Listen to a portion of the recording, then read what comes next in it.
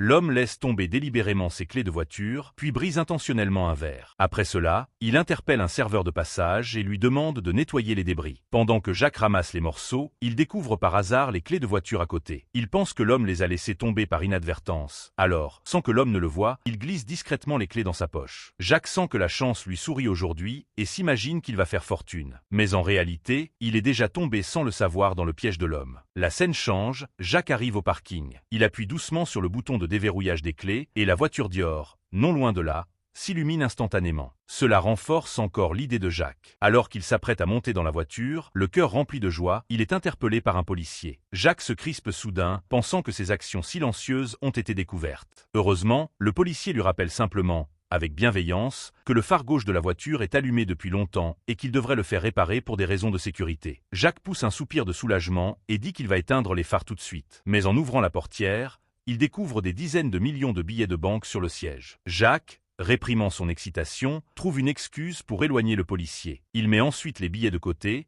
démarre la voiture et veut quitter rapidement cet endroit. Mais l'instant d'après, un pistolet est pointé sur sa tempe.